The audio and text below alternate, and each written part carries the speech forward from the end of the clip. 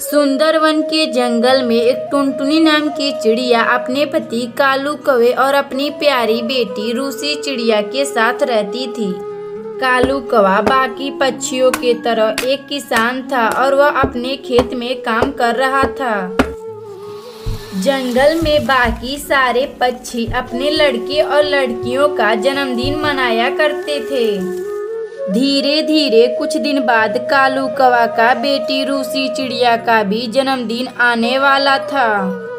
मम्मा, मेरा जन्मदिन आ रहा है। क्या मेरा जन्मदिन बाकी पक्षियों के तरह भी आप मनाएंगे कि नहीं?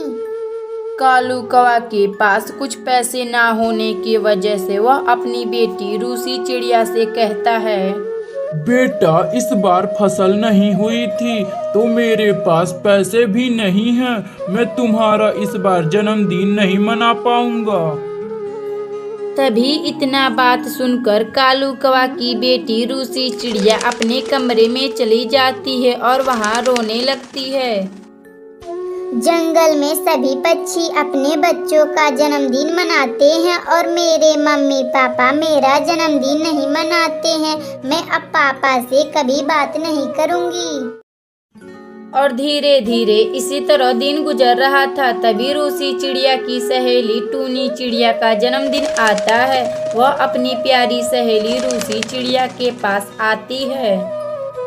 रूसी बहन, मेरा इस सोमवार को जन्मदिन है और मैं भी सभी पक्षियों को इनवाइट की हूँ और तुम्हें भी कर रही हूँ। तुम मेरे जन्मदिन पर जरूर आना। अच्छा ठीक है टूनी, मैं अपने मम्मी पापा से पूछकर तुम्हारे बर्थडे में जरूर आऊंगी। रूसी देख, अगर तू नहीं आई तो मैं भी तेरे बर्थडे पे कभी नहीं आऊंगी। फिर इतना बात कहकर टूनी चिड़िया अपने घर चली आती है और रूसी चिड़िया भी अपने जन्मदिन के बारे में बहुत सोचती है। तभी 2 दिन बाद सोमवार का दिन आ जाता है और रूसी चिड़िया अपनी सहेली टूनी चिड़िया के घर गिफ्ट लेकर पहुंच जाती है।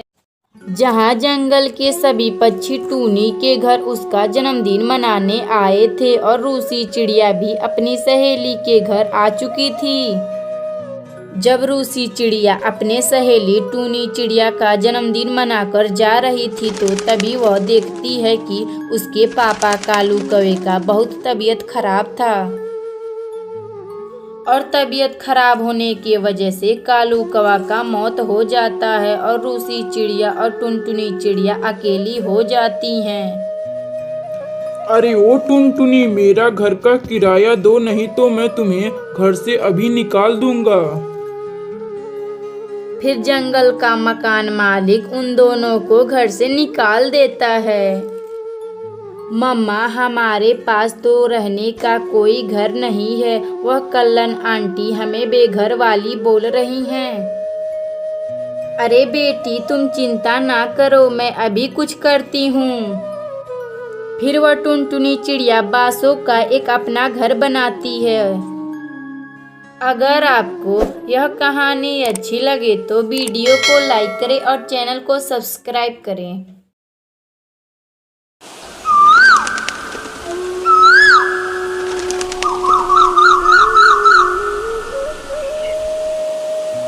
श्रीनगर के जंगल में एक कालू कौवा अपनी पत्नी टुनटुनी चिड़िया और अपने 2 छोटे छोटे बच्चों के साथ रहता था।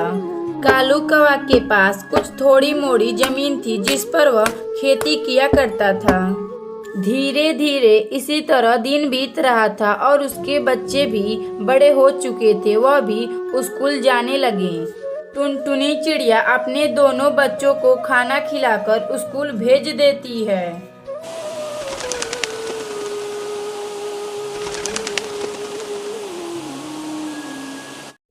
धीरे धीरे इसी तरह दिन बीत रहा था। तभी अचानक बारिश आ जाती है और कालू कौवा का फसल बर्बाद हो जाता है।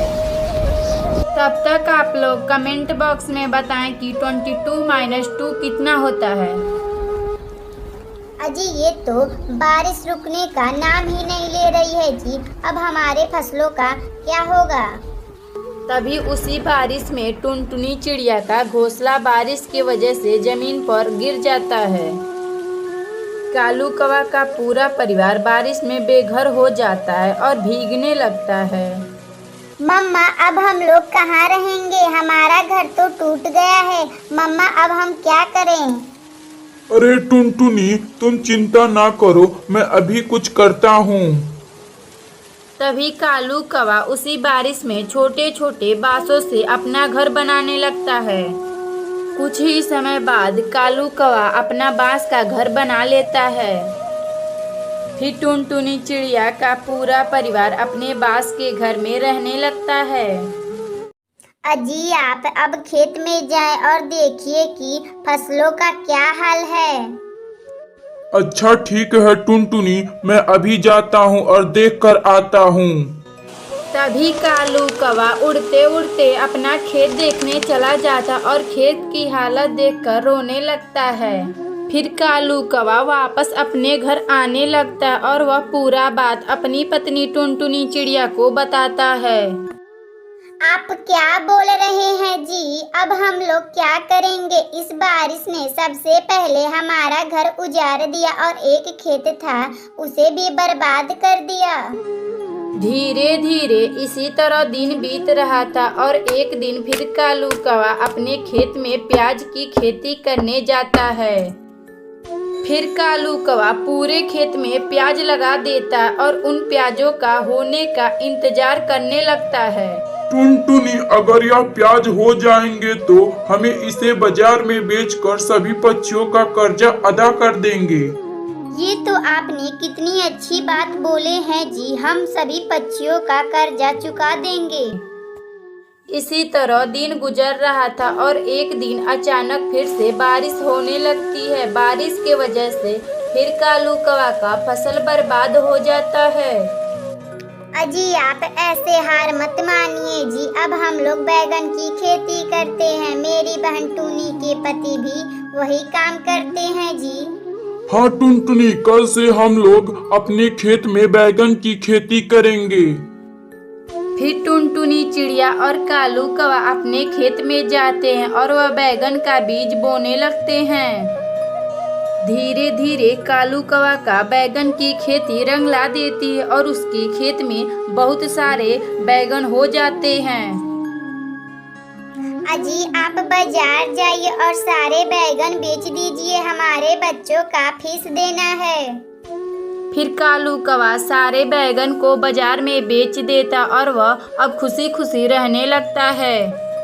अगर आपको यह कहानी अच्छी लगे तो वीडियो को लाइक करें और चैनल को सब्सक्राइब करें।